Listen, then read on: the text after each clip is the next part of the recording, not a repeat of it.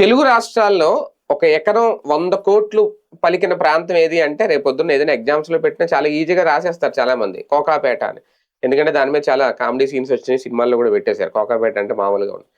Okay, ఆ స్థాయికి వెళ్ళిపోయిన తర్వాత 100 కోట్లు కూడా దాటేసినట్టుంది తర్వాత కూడా. అయితే ఇప్పుడు అమరావతి కూడా ఆ స్థాయికి వెళ్తుందో లేదో తెలియదు కానీ ప్రస్తుతం అయితే ఎకరం 8 కోట్ల చిల్లర 8.20 అంట. స్టార్ హోటల్స్ కి ఇచ్చిన, లేదంటే కొన్ని ప్రైవేట్ స్కూల్స్కి ఇచ్చిన, అది కూడా ప్రభుత్వమే నేరుగా వాళ్ళతో ఆ రేటుకి ఇస్తుంది అనేది. అంటే ఏ స్థాయికి వెళ్తుంది, ఒక రకంగా ఇది మంచిదేనా, లేదు రేపొద్దున్న రైతులు కూడా వాళ్ళు అమ్ముకోవాలంటే ఇదే స్థాయిలో అమ్ముకుంటారా, రైతుల దగ్గర తీసుకున్న భూములు కూడా ఇదే స్థాయి రేట్లు ఇస్తారా, ఈ చర్చ అయితే నడుస్తుంది. కానీ ఒక్కసారిగా అమాంతంగా రేట్లు పెరిగినాయా, పెంచేశారా, రేపొద్దున్న అమరావతి రాజధాని ఏదో ఇప్పటికీ అంటున్నారు కదా విశ్వనగరం ప్రపంచ స్థాయికి అని, ఆ స్థాయికి తీసుకెళ్ళడానికైనా ఇదంతా ఇది అంశం మీద చర్చించే ప్రయత్నం చేద్దాం. సార్, నిజంగా అప్పుడు కోకాపేట గురించి మాట్లాడుకున్నాం, భవిష్యత్తులో ఏమైనా అమరావతి గురించి మాట్లాడుకుంటావా ఏంటి? 8 కోట్లు ఎకరం ఒక్కసారిగా. వీళ్ళ దృష్టిలో అభివృద్ధి అంటే భూమి రేటు పెరగడం అని మాత్రమే ఉంది. అభివృద్ధి అంటే అందరూ బ్రతకడానికి ఆవాసయోగ్యం కాకుండా అందరూ బ్రతకలేని స్థాయి ఉంటే అభివృద్ధి అనేది ఇక్కడ ఫీలింగ్. ఇప్పుడు కోకాపేటలో ఇప్పుడు నిన్న మొన్న 220 కోట్లు, 23 కోట్ల రూపాయలు, 235 కోట్లు ఎంతో పెట్టారు అక్కడ. తీరా చూస్తే అది స్టేట్ బ్యాంక్ ఆఫ్ హైదరాబాద్ వాడి భూములు తీసుకొచ్చి, స్టేట్ బ్యాంక్ ఆఫ్ ఇండియా వాడి భూములు తీసుకొచ్చి వీళ్ళు వేలం వేసి పడేసి, స్టేట్ బ్యాంక్ ఆఫ్ ఇండియా అయితే ఆ భూమిని నీకు 5 ఎకరాలు 1200 కోట్లు నీకెందుకు, మేమే అమ్ముకుంటామంది. అది దాని మీద ప్రెషర్ తెచ్చి వాళ్ళకి వేరే చోట భూమి ఇస్తారు.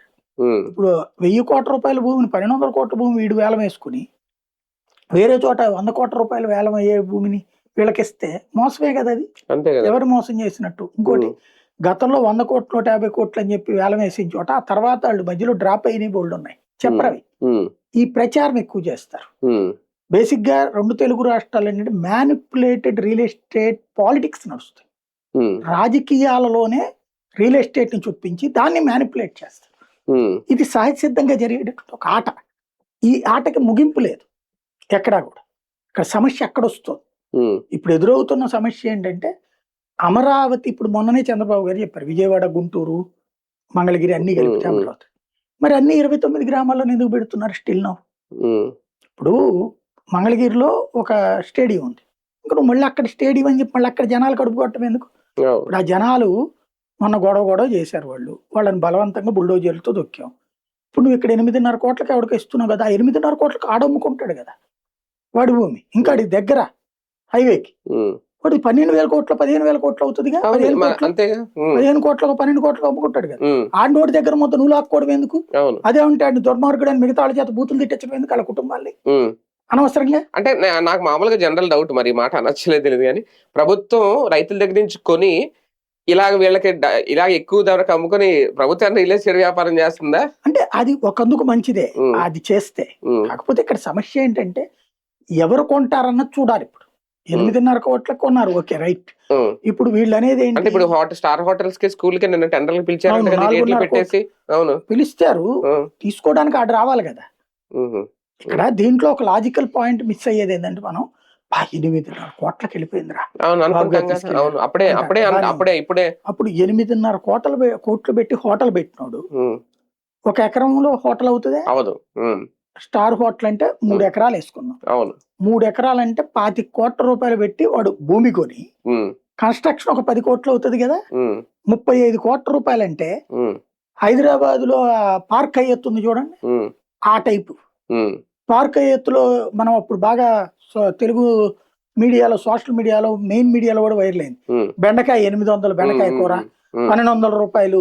ఇదిగోండి వీళ్ళు చెప్తున్నదే, ఒక 3 స్టార్ హోటల్ పెట్టాలంటే ఓన్లీ దీనికి 75 కోట్ల పెట్టుబడి పెట్టాలట భూమికి.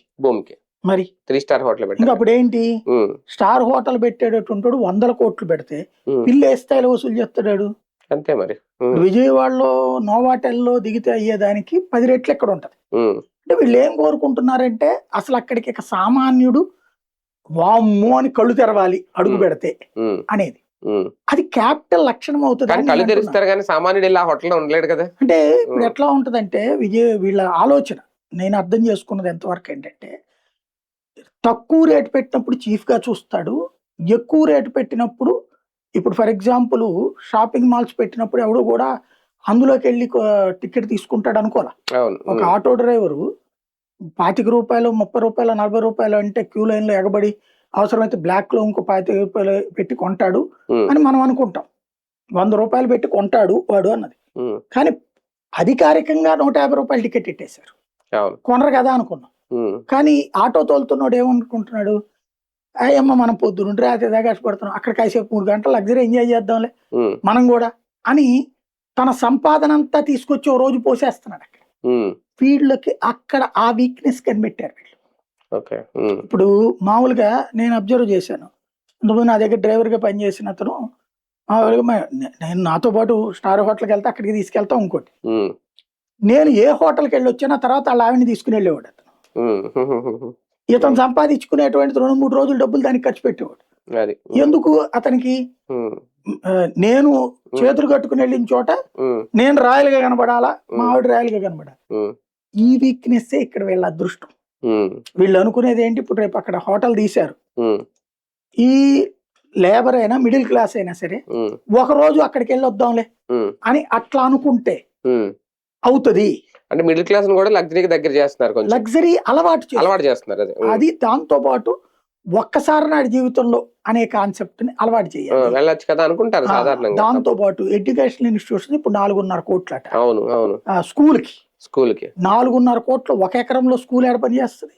అవును. ఒక 5 ఎకరాల్లో స్కూల్ తీసుకున్నాడు అనుకుందాం, 20 కోట్లు 25 కోట్లు పెట్టి ల్యాండ్ కొని ఆ కన్స్ట్రక్షన్ ఇంకొక 20 కోట్లు అయితే, లేదా ఒక 10 కోట్లు అయితే, లేదా ఒక 5 కోట్లు అయితే, 25 కోట్లు అయిన తర్వాత దాంట్లో ఫీజు ఎంత ఉంటుంది? ఇప్పటికే లక్షలు దాటేసినాయి. వీళ్ళ ఉద్దేశం కూడా ఏంటి, అక్కడికి ఇప్పుడు రేపు పొద్దున ఈ ఐఏఎస్లు, ఐపీఎస్లు, ప్రభుత్వ ఉద్యోగులు, జడ్జీలు, వీళ్ళ వాళ్ళు అలాంటి స్కూళ్ళు అంటే ఇప్పుడు ఢిల్లీ పబ్లిక్ స్కూల్ వరకు చెప్పేవాళ్ళు 2 లక్షల ఎల్కేజీ ఫీజు అంట, క్రిడ్జ్ అంటే 3 లక్షలు అంటే ఎట్లా.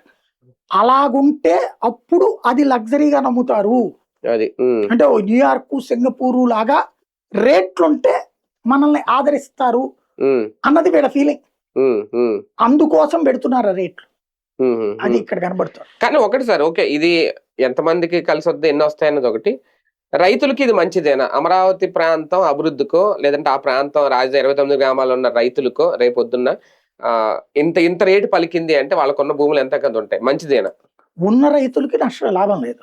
లాభం లేని రైతులు ఏడుస్తారు, అమ్ముకున్న రైతులు ఇదివరకు అమ్ముకున్న రైతులు ఏడుస్తారు, ఉన్నటువంటి రైతులు సంతోషపడతారు. కానీ ఇప్పుడు రైతుల దగ్గర భూములు ఆల్రెడీ ప్రభుత్వం తీసుకున్నాయి. ఇప్పుడు ఏంటయ్యా అంటే వీళ్ళు 1200 గజాలది ఇస్తారు కదా, వాటి ఫ్లాట్ రేట్లు కూడా ఇప్పుడు దీంతో పోటీ పడి పెరగాలి. ఇప్పుడు మామూలుగా ఇప్పటికే కొన్ని ఏదో ప్రైవేట్ ఫ్లాట్లే కడుతున్నారంటే వీళ్ళ 2-3 దాంట్లో ఇలాగే ఉంటే అప్పుడు ఒక ఫ్లాట్ ఖరీదు ఎంత ఉంటుంది? ఇప్పుడు గుంటూరులో మనకి మామూలుగా ఒక 50 లక్షలు 60 లక్షలు ఉందని అనుకుందాం ఒక 2 BHK. అప్పుడు అమరావతి ప్రాంతంలో ఎంత ఉండాలి, వాళ్ళు ఎంతకు అమ్ముకోవాలి? ఇప్పుడు విజయవాడ లో సింగినగర్ అవుట్స్కట్స్ లో కట్టినటువంటి ఒక సింగినగర్ నుంచి రామవరప్పాడు వచ్చే చోట మన వరదలప్పుడు చూసా, రామవరప్పాడు ఫ్లైఓవర్ కి యువతల పక్కనే ఉంది, అంటే లోపల కొద్ది కాకపోతే అక్కడ కూడా నీళ్లు పోయినాయి. 1-2 కోట్లట. ఆ రోజు చివరికి పాప ఆ లగ్జూరియస్ వాళ్ళు కూడా ట్రాక్టర్లో బయటికి రావాల్సి వచ్చింది. 2 కోట్లట అక్కడ విజయవాడ అవుట్స్కట్స్ లో. ఇక ఆ పెనమలూరు అటు ఏరియాల్లో కూడా విల్లా 2.5-3 కోట్లకి వెళ్ళినాయి. ఇప్పటికీ గుంటూరు అవుట్స్కట్స్ లో 1.5-2 కోట్ల రూపాయలకి విల్లాలు ఉన్నాయి అవుట్స్కట్స్ లో, ఇన్నర్ రింగ్ రోడ్డు ఇట్లాంటి. ఇప్పుడు అక్కడ కూడా పెరుగుతాయి. కాకపోతే నేను కనుక్కున్నటువంటిది, చాలా మందితో మాట్లాడే నాకు అర్థమైంది ఏంటంటే, కొంటున్నటువంటిది అంటే ఆఫర్ బోల్డ్ ఉన్నాయి, రేట్లు ఎక్కువలో, కొనే వాళ్ళ సంఖ్య తక్కువగా ఉంది. వీళ్ళ ఆలోచన ఏంటి, ఇవాళ కాకపోతే అట్లాగా ఆ రేంజ్ లో పలుకుతా ఉంటే కొనే అంతకంటే తగ్గరు కదా అన్నటువంటిది. కానీ కొనకపోతే ఏం చేస్తారు ఇక తర్వాత, అది ఇక్కడ తేలాల్సింది. బేసిక్ గా మీకు ఫ్లోటింగ్ పాపులేటెడ్ ఏరియాలో రేట్లు ఎక్కువైతే నష్టం లే. లైక్ హైదరాబాద్ లో ఫ్లోటింగ్ పాపులేషన్, ఒక సాఫ్ట్వేర్ ఎంప్లాయీ జాయిన్ అవుతాడు, ఒక సాఫ్ట్వేర్ ఎంప్లాయీ వేరే చోట ట్రాన్స్ఫర్ అవుతాడు, అప్గ్రేడ్ అవుతుంటాడు. బెంగళూరు అయినా ముంబై అయినా ఇవన్నీ కూడా ఫ్లోటింగ్ పాపులేటెడ్ క్యాపిటల్ ఏరియాలో ప్రాబ్లం లే. ఫ్లోటింగ్ పాపులేషన్ లేని ఇది ఒక రకమైనటువంటి సిస్టమ్.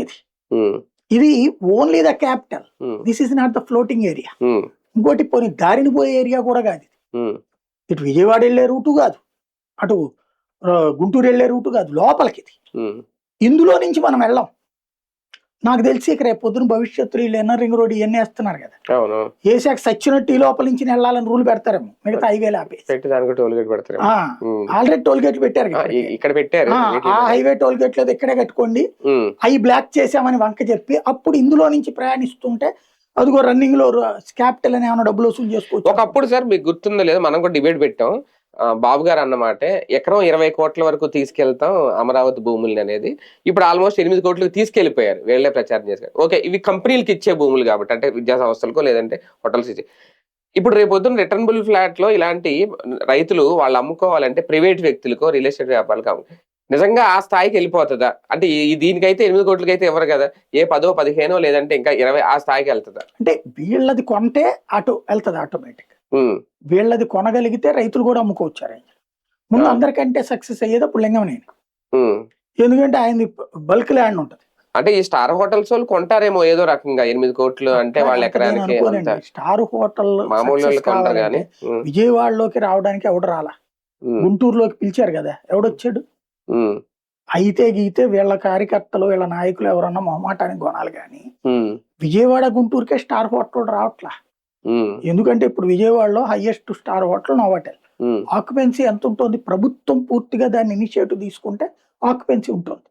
ప్రభుత్వ ఉద్యోగులు వీళ్ళు డైరెక్ట్ పబ్లిక్ ఆక్యుపెన్సీ అంత ఉండట్లా.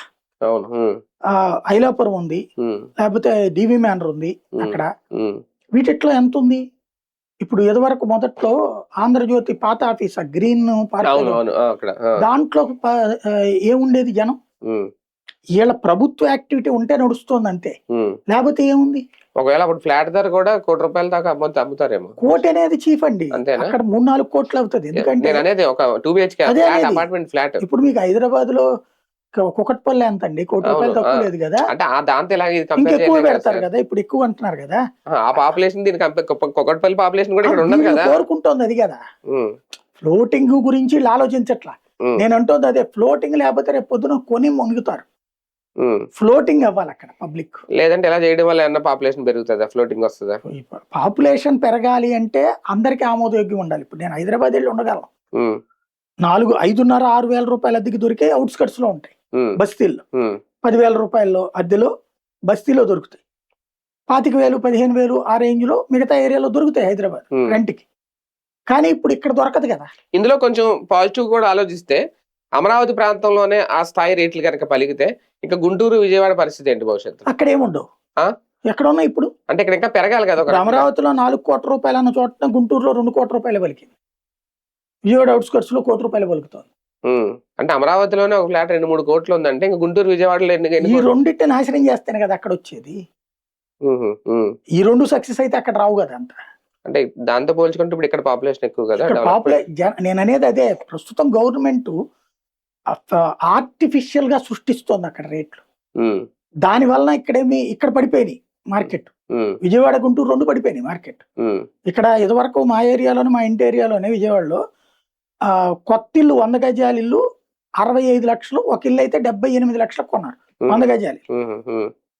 ఇవాళ మళ్ళీ 45 లక్షలు ఆ రేంజ్కి వచ్చేసినాయి మా ఏరియాలో. మరి ఇంకేం చెప్తాం? పెరుగుదలకు ఒక గుడ్ సైన్ ఏమైనా అనుకోవచ్చా? ఇది అదే చెప్పేది, ప్రాక్టికాలిటీ ఎంత వరకు అన్నది రాబోయే రోజుల్లో తేలాల్సింది. ఇప్పటికైతే నేను అనుకోవట్లేదు, ఆర్టిఫిషియల్ అనుకుంటున్నా. అంతేనా? రైట్, చూద్దాం. మొత్తానికి ధరలు పెంచుతుంది ప్రభుత్వం అమరావతి ప్రాంతానికి భూములకు సంబంధించి అనేది. ఎందుకంటే 8 కోట్ల 20 లక్షలు అంటే ఎకరం ఒక రకంగా గతంతో పోలిస్తే మంచి బెనిఫిట్ అని హ్యాపీగానే ఉన్నారు రైతులందరూ. కానీ ఇది శాశ్వతమా లేదంటే ఇది జస్ట్ ఆర్టిఫిషియల్ ఏంటి అనేది ఇంకా వేచి చూద్దాం. నిజంగా హోటల్స్ అన్ని ముందుకు వస్తే తీసుకోవడానికి అప్పుడు సక్సెస్ అయినట్టు.